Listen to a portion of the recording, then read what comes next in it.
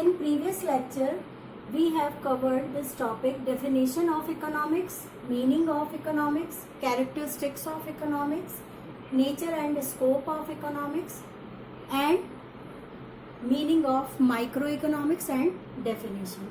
Today we are going to start the meaning and definition of macroeconomics.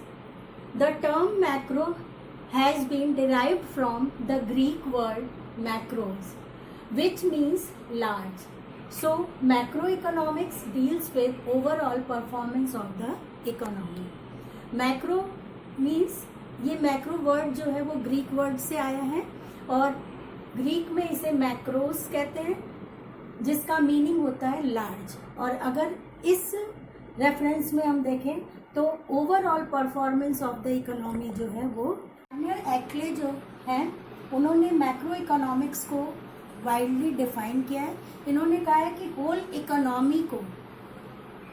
Economy को समझने के लिए macro economics जो है वो ज़्यादा अच्छा वर्क करती है.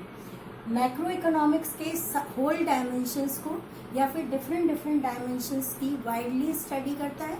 इन्होंने मैक्रो इकोनॉमिक्स को एलिफेंट के फॉर्म में डिफाइन किया है कि एलिफेंट जैसे लार्ज होता है उसी तरीके से इकोनॉमी के लार्ज फॉर्म की स्टडी जिस ब्रांच में की जाती है उसे मैक्रो इकोनॉमिक्स कहते हैं.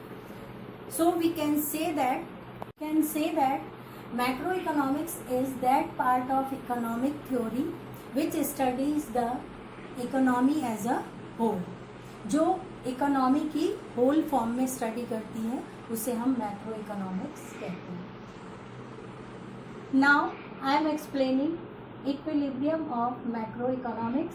और ये अलग अलग फॉर्म में देखा जा सकता है: macro partial, macro total, macro static, macro comparative, macro dynamic. Macro partial जैसा कि हमने माइक्रो में भी पढ़ा था, माइक्रो में भी सेम यही कंडीशन थी. मैक्रो पार्शल जो होता है वो based on one factor. Suppose price change हो रही है और अदर फैक्टर जो है वो रिमेन कांस्टेंट, उसे हम उस स्टडी को क्या कहेंगे? मैक्रो पार्शल कहेंगे. मैक्रो टोटल में all factors are variable. Variable means changeable. जितने भी फैक्टर्स हैं वो सब चेंज हो सकते हैं. फिर मैक्रो स्टैटिक, इसका मतलब है स्टडी अंडर कांस्टेंट कंडीशन. इसमें सब कुछ कांस्टेंट होगा, कुछ भी चेंजेबल नहीं होगा. फिर मैक्रो कंपैरेटिव में है टू स्टैटिक जो कंडीशन होती है उसको हम कंपेयर करते हैं. दो अलग अलग स्टैटिक कंडीशन को हम क्या करेंगे? आपस में कंपैरिजन करते हैं. उस स्टडी को हम कहेंगे macro comparative study. Next, macro dynamic, the study of continuous condition. Students, कई बार हम कंफ्यूज हो जाते हैं कि मैक्रो डायनेमिक और मैक्रो टोटल सेम है, लेकिन इन दोनों में टाइम एलिमेंट का डिफरेंस है.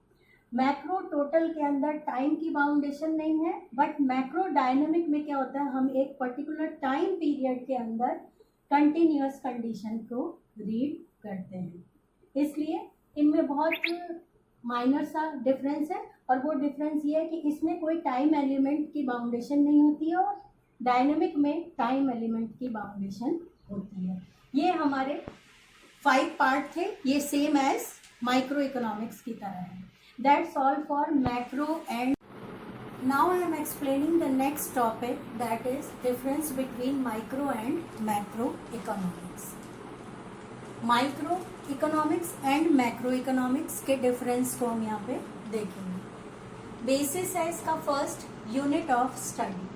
माइक्रो इकोनॉमिक्स की यूनिट ऑफ स्टडी है इंडिविजुअल यूनिट, और मैक्रो की जो स्टडी है, बेसिस ऑफ स्टडी है, वो है whole economy of a nation. पूरे देश की इकोनॉमी का स्टडी करती है. फिर अजम्पशंस है. माइक्रो इकोनॉमिक्स की अजम्पशन है perfect competition, full employment. Assumptions: perfect competition, full employment, no interference of government and independent price mechanism.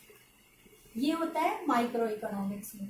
Perfect competition होता है यानी प्राइस कांस्टेंट होती है. फुल एम्प्लॉयमेंट होता है यानी ऑल रिसोर्सेज फुल्ली एम्प्लॉयड होते हैं.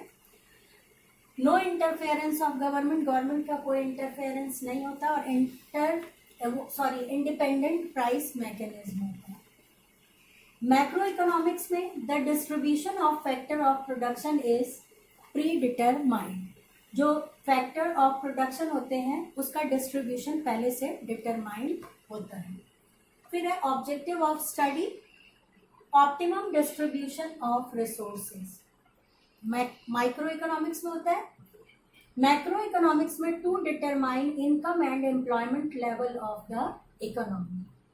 इसका मतलब इसमें प्राइस बेसिस स्टडी की जाती है और इसके अंदर हम इनकम और एम्प्लॉयमेंट के लेवल को देखते हैं। फिर टूल्स के अकॉर्डिंग अगर देखा जाए तो micro economics price mechanism based होती है, और मैक्रो इकोनॉमिक्स जो है वो डिटर्मिनेशन ऑफ नेशनल इनकम से रिलेटेड होती है। इसीलिए माइक्रो इकोनॉमिक्स को प्राइस थ्योरी और मैक्रो इकोनॉमिक्स को इनकम थ्योरी के नाम से भी जानते हैं। It's another name, income theory and price theory. Next है कंट्राडिक्शन। कंट्राडिक्शन का मतलब होता है पैराडॉक्स। पैराडॉक्स मतलब एक ही बात दूसरे के लिए, एक के लिए बेनिफिशियल और दूसरे के लिए हार्मफुल हो, यानी विरोधाभासी जिसे हम कह सकते हैं। पैराडॉक्स का मतलब ये है माइक्रो इकोनॉमिक्स में सेविंग जो होती है वो बेनिफिशियल होती है, जबकि मैक्रो इकोनॉमिक्स में सेविंग्स जो होती हैं वो कंट्री के लिए बेनिफिशियल नहीं मानी जाती है। इसे हम एक एग्जाम्पल से समझ सकते हैं। जैसे हाउस होल्ड के लिए या फैमिली में जब सेविंग की जाती है तो एक फैमिली के लिए या एक मेंबर के लिए वो बेनिफिशियल है, लेकिन होल कंट्री जब सेविंग करती है तो वो इकोनॉमी के लिए बेनिफिशियल नहीं होती है, क्योंकि जो क्रेडिट क्रिएशन होता है वो सेविंग के थ्रू ही होता है। इसलिए ये दोनों क्या है, पैराडॉक्स है। इनके पैराडॉक्स क्या है, सेविंग है।